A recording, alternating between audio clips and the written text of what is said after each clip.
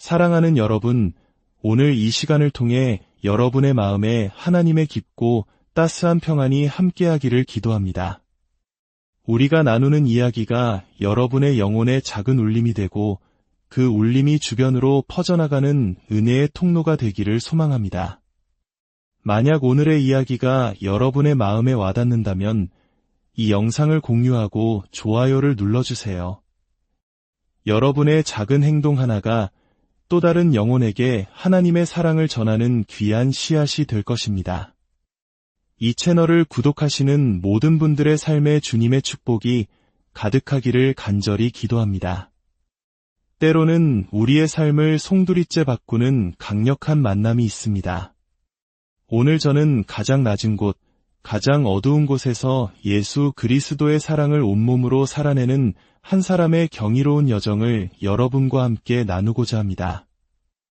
이 이야기는 한 개인의 간증을 넘어 우리 모두에게 주어진 소명이 무엇인지 깊이 생각하게 만드는 살아있는 복음 그 자체입니다.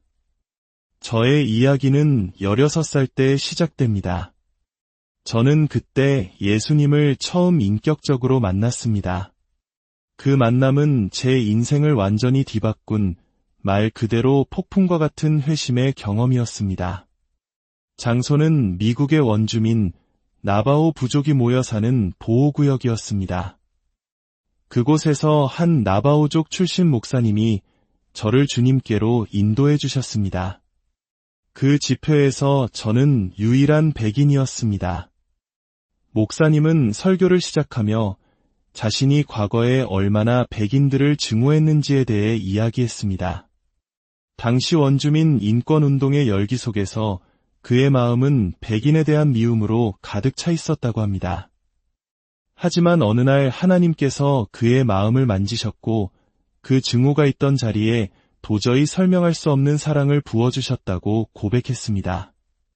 그 메시지는 마치 강력한 비처럼 제 심장을 꿰뚫었습니다.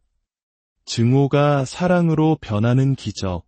그 놀라운 변화에 대한 간증에 저는 큰 충격을 받았습니다. 저는 그 자리에서 유일하게 앞으로 뛰쳐나가 무릎을 꿇었고 바로 그 순간 예수님의 압도적인 사랑이 제 온 존재를 변화시키는 것을 느꼈습니다. 그리고 바로 다음 날 저는 오순절 성결교회 사람들을 만나게 되었습니다. 그들의 예배 방식과 신앙 표현은 제가 이전에 경험했던 것과는 너무나도 달라서 마치 다른 행성에 온 것 같은 느낌마저 들었습니다. 하지만 이상하게도 그 낯선 환경 속에서 저는 이전에는 단 한 번도 느껴보지 못했던 하나님의 강력한 임재를 느낄 수 있었습니다. 말로 설명할 수는 없었지만 그분이 여기에 계시는구나, 정말로 살아계시는구나 하는 확신이 제 영혼을 가득 채웠습니다.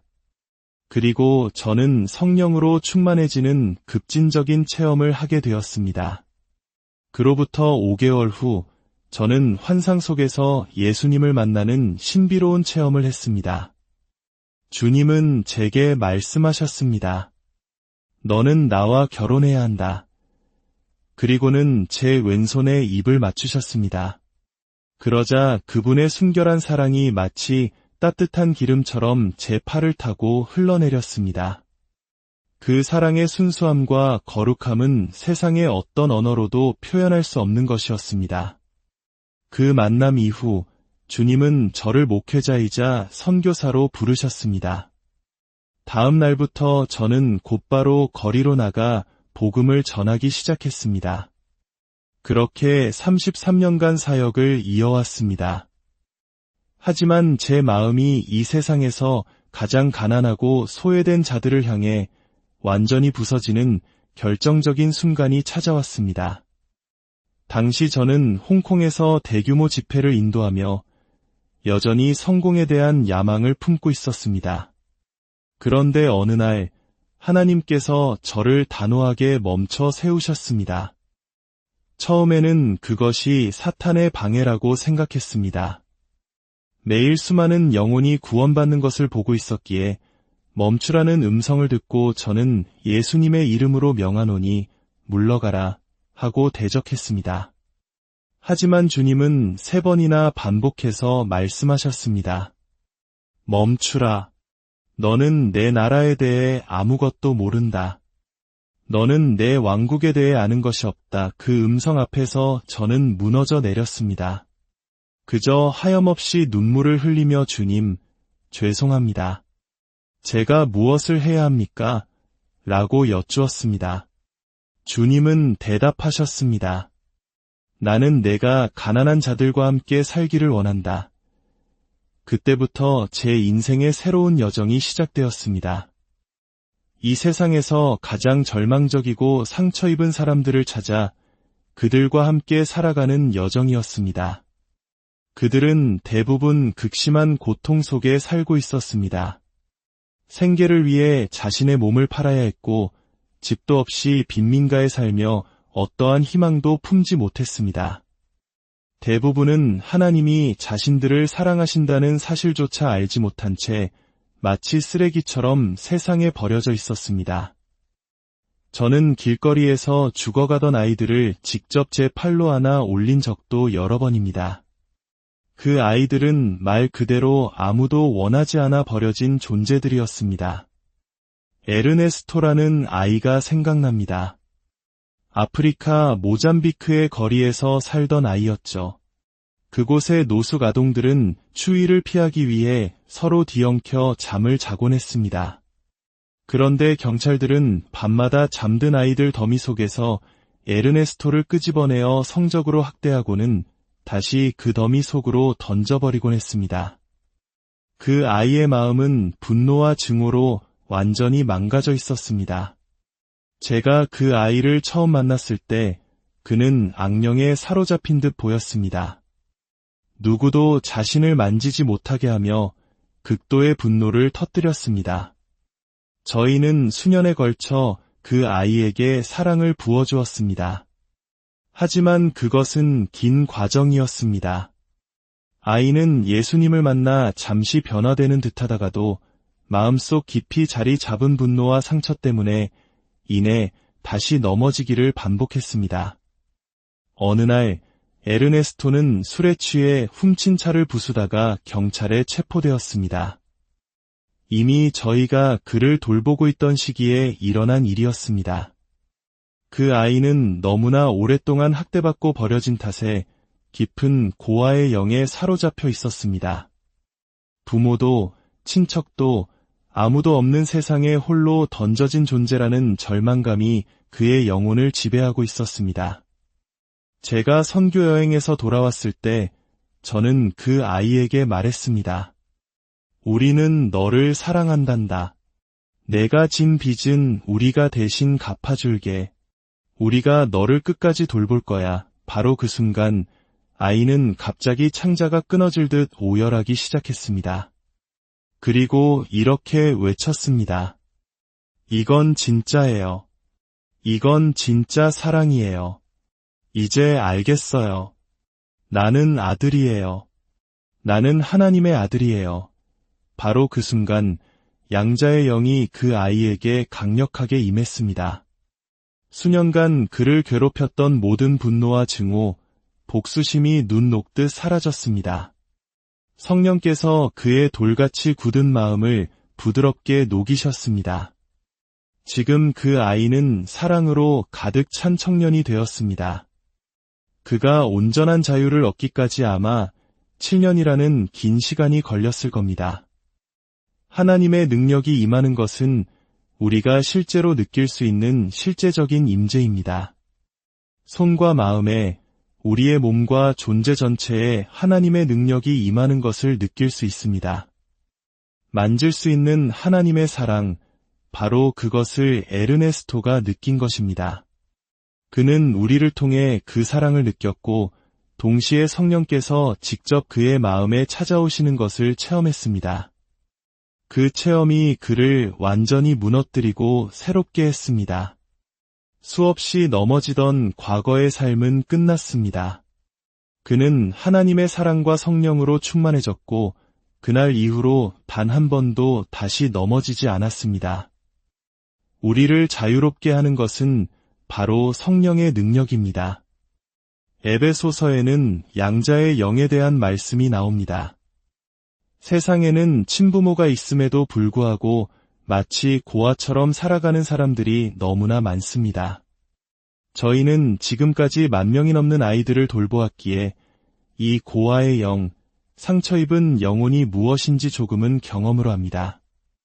안젤리카라는 작은 소녀가 기억납니다. 그 아이의 아버지는 자신의 딸을 삼촌에게 팔아넘겼습니다. 삼촌은 아이를 나무에 묶어놓고 반복해서 성폭행했습니다. 제가 길에서 그 아이를 발견했을 때 온몸에는 사람에게 물린 끔찍한 자국이 가득했고 아이의 영혼은 상상할 수 없을 정도로 산산조각 나 있었습니다. 부모에게 사랑받아야 할 아이가 오히려 부모의 손에 팔려나가 학대와 고문을 당한 것입니다. 저는 그 아이를 안아주며 말했습니다. 아가야, 너는 정말 아름답단다. 이 세상 모든 사람은 하나님의 형상대로 지음받은 아름다운 존재이기 때문입니다. 이 땅에 하나님의 형상을 닮지 않은 사람은 단 한 명도 없습니다. 그리고 우리는 기억해야 합니다. 우리가 이 가장 작은 자 한 사람에게 한 것이 곧 주님께 한 것이라는 사실을 말입니다. 그 아이 역시 분노와 적개심, 고아의 영으로 가득 차 있었습니다. 하지만 주님께서 친히 자비와 사랑, 친절함으로 그 아이에게 임하셨습니다. 놀랍게도 그 소녀는 지금 믿을 수 없을 만큼 큰 기쁨으로 가득 찬 아이가 되었습니다. 그 아이는 양자의 영을 받았습니다. 아빠 하나님께서 자신의 진정한 아버지이시며 그분은 결코 자신을 팔거나 버리지 않으신다는 것을 깨달은 것입니다. 저는 하나님께 물었습니다. 하나님, 왜 이런 끔찍한 일들이 일어나는 것을 내버려 두십니까? 주님은 대답하셨습니다. 교회는 나의 몸이 되어야 한다. 교회는 나의 손과 발, 나의 심장과 눈이 되어야 한다. 만약 교회가 영적인 눈이 멀어 고아와 버림받은 자, 상처 입은 자들의 고통을 보지 못한다면 그것은 마치 내 팔이 묶여 아무것도 할 수 없고 내 심장이 아무것도 느끼지 못하는 것과 같다. 하나님은 그리스도의 몸된 교회가 이 땅에서 예수님의 손길이 되기를 원하십니다. 우리 모두는 그분의 손과 발이 되도록 부름받았습니다. 그리고 아버지 하나님의 마음은 언제나 그처럼 처참한 삶에서 모든 자녀를 구해내는 것입니다. 나이가 많든 적든 상관없이 모든 자녀를 말입니다. 그래서 우리 모두는 그분의 내미신 손이 되어 죽어가는 이 세상 속에서 그리스도의 사랑 그 자체가 되어야 합니다. 그리고 그들을 아버지의 집으로 데려와야 합니다. 이제는 수백 명의 저희 동역자들이 모든 마을과 도시, 세상 구석구석을 찾아다닙니다. 저희는 노숙인과 상처 입은 자들, 죽어가는 이들을 찾아가 그들의 친구가 되어줍니다. 그저 말로만 복음을 전하는 것이 아니라 진정한 친구가 되어주는 것입니다. 어느 날 제가 길모퉁이에서 가난한 친구들과 함께 있을 때였습니다. 한 소년이 제게 달려왔는데 차를 훔치다가 경찰이 쏜 총에 팔을 맞은 상태였습니다. 착한 아이는 아니었죠. 그런데 그 아이가 저를 보자마자 엄마라고 불렀습니다. 저는 총알이 스쳐간 아이의 팔을 치료해주며 그저 사랑으로 안아주고 위로해 주었습니다. 그때 제 옆에서 한 소녀가 그 모습을 가만히 지켜보고 있는 것을 보았습니다. 저는 그 아이의 마음속 깊은 갈망을 느낄 수 있었습니다. 아이는 다리가 하나뿐이었습니다.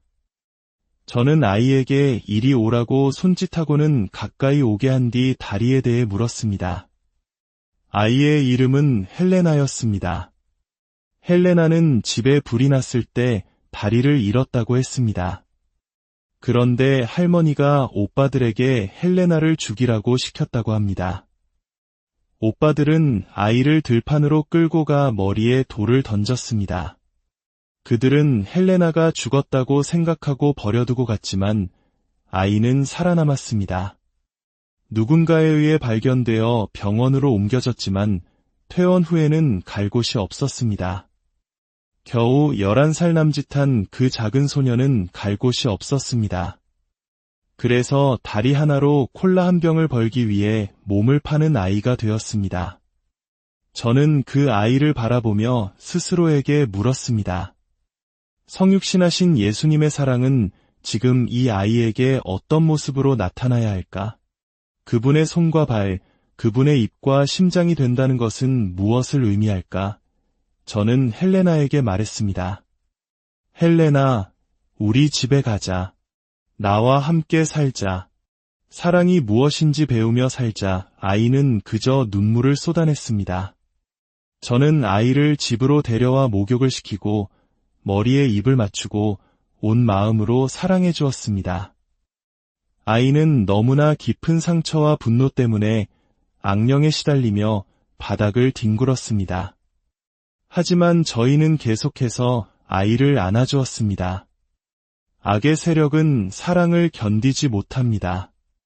사랑 앞에서 그들은 떠나갈 수밖에 없습니다. 그리고 놀라운 일이 일어났습니다. 어느 날 헬레나가 제게 말했습니다. 엄마, 저 집에 가야겠어요. 저는 두려웠습니다. 할머니는 주술사이고 오빠들은 자기를 죽이려 했는데 어떻게 집에 돌아간다는 말인가. 하지만 헬레나는 단호하게 말했습니다. 저는 이제 자비가 무엇인지 알아요. 사랑이 무엇인지 알아요. 저는 집에 가야만 해요. 그들에게 이 예수님에 대해, 제가 사랑하는 이분에 대해 전해야만 해요. 헬레나는 집으로 돌아갔고 오빠 중 한 명이 예수님을 영접했습니다. 할머니는 돌아가셨고 다른 오빠도 결국 주님께로 돌아왔습니다. 그리고 제 인생의 가장 큰 기쁨 중 하나는 바로 이렇게 상처 입었던 아이들이 하나님의 생명과 용서로 가득 차 결혼하는 모습을 보는 것입니다. 헬레나는 제게 그 어떤 사람보다도 진정한 자비가 무엇인지 가르쳐 주었습니다. 수없이 짓밟히고 학대당하며 단돈 몇 푼에 자신을 팔아야 했던 그 아이가 이제는 자신에게 상처를 준 이들을 사랑하고 용서하기를 갈망하게 된 것입니다. 이것이 바로 하나님의 사랑의 능력입니다. 한 친구가 헬레나를 위해 석고로 의족을 만들어 주었습니다. 결혼식 날 헬레나는 여러 사람이 입었던 낡은 드레스를 입고 그 의족을 한 채 신부 입장길을 걸었습니다. 그 작은 소녀가 신랑을 향해 걸어가는 모습을 볼 때 제 마음에는 그 무엇과도 비교할 수 없는 기쁨이 파도처럼 밀려왔습니다. 하나님, 당신은 진정한 구속자이십니다. 당신은 모든 것을 회복시키시는 분입니다. 주님은 이 땅의 모든 상처 입은 영혼을 회복시키기 원하십니다. 그래서 저희 사역의 핵심은 이것입니다. 바로 한 사람을 위해 멈추는 것입니다. 이것이 우리 수천 명의 가슴에 새겨진 사명입니다. 매일 하나님께서 우리 앞에 보내주시는 단 한 사람을 위해 멈추는 것입니다. 이것은 거대하고 대단한 사역에 관한 것이 아닙니다. 그리스도를 따른다고 고백하는 모든 사람이 멈추고 보고 느끼고 사랑하며 그 상처 입은 한 영혼을 아버지의 집으로 데려오는 것에 관한 이야기입니다. 많은 사람들이 고통받는 이들을 돕기 위해서는 대화와 상담이 중요하다고 말합니다. 물론 그것도 필요합니다. 하지만 양자의 영이 무엇인지 체험하지 못한다면 우리는 계속해서 고아의 삶으로 되돌아갈 수 있습니다.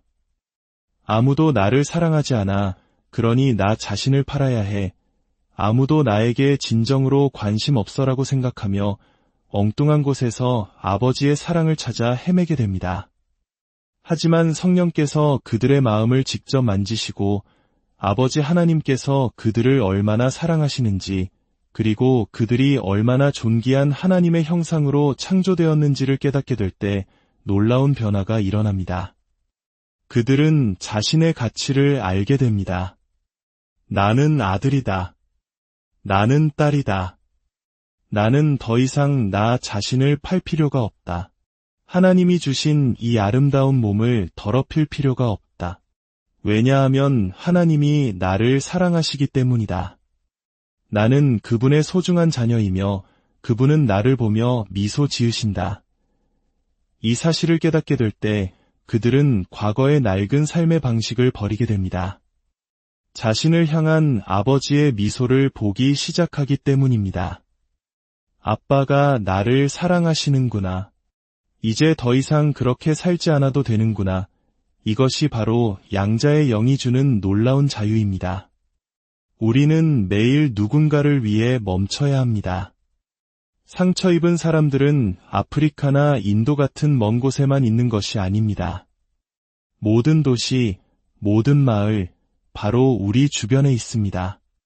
우리는 하나님께서 우리의 눈을 열어주시도록 기도해야 합니다. 성경에 나오는 선한 사마리아인의 이야기를 기억해 보십시오. 제사장도 레위인도 길가에 쓰러져 죽어가는 사람을 보고도 그냥 지나쳤습니다. 아마도 그들은 자신이 부정해질까 봐 두려워했을지도 모릅니다. 하지만 예수님께서 당시 멸시받던 더러운 사마리아 여인을 위해 멈추셨던 것처럼 그 사마리아인은 죽어가던 한 사람을 위해 멈추었습니다. 그는 하나님의 사랑을 느꼈기에 자신의 기름과 포도주를 상처 입은 자에게 부어줄 수 있었습니다. 예수님은 말씀하셨습니다. 가서 너도 이와 같이 하라. 예수님을 사랑한다고 고백하는 모든 그리스도인은 매일 한 사람을 위해 멈추도록 부름받았습니다. 오늘 누군가를 찾아 그를 위해 멈추십시오.